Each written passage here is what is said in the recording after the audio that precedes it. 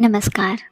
आज इस वीडियो में हम नवरात्रि के माँ दुर्गा की ब्रह्मचारिणी की पावन कथा सुनेंगे। माँ दुर्गा की नवशक्ति का दूसरा स्वरूप ब्रह्मचारिणी का है। यहाँ ब्रह्म का अर्थ तपस्या से है। माँ दुर्गा का यह स्वरूप भक्तों और सिद्धों को अनंत फल देने वाला है। इनकी उपासना से तप, त्याग, वैराग्य, सदाचार और संयम की वृद्धि होती है। ब्रह्मचारिणी का अर्थ तप की चारिणी यानी तप का आचरण करने वाली। देवी का यह रूप पूर्ण ज्योतिर्मय और अत्यंत भव्य है। इस देवी के दाएं हाथ में जप की माला है और बाएं हाथ में यह कमंडल धारण किए हैं।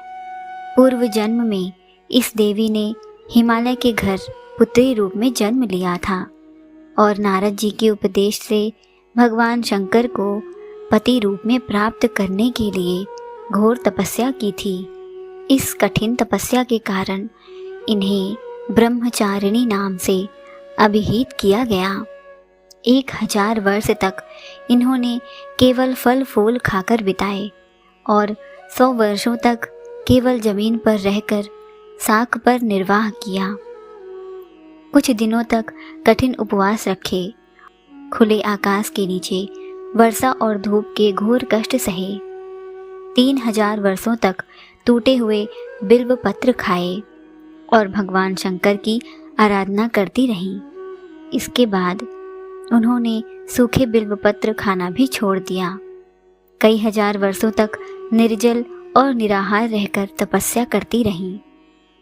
पत्तों को खाना छोड़ देने के कारण ही इनका नाम अपर्णा पड़ गया।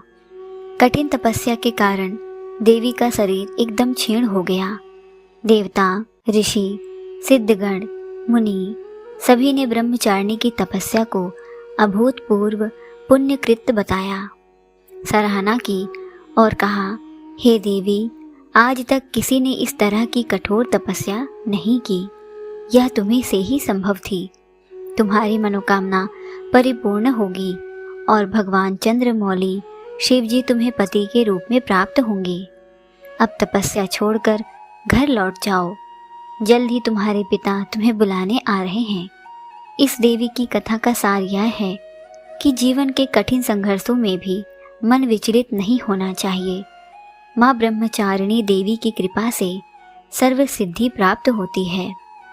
दुर्गा पूजा के दूसरे दिन देवी के इसी स्वरूप की उपासना की जाती है। जय माता दी।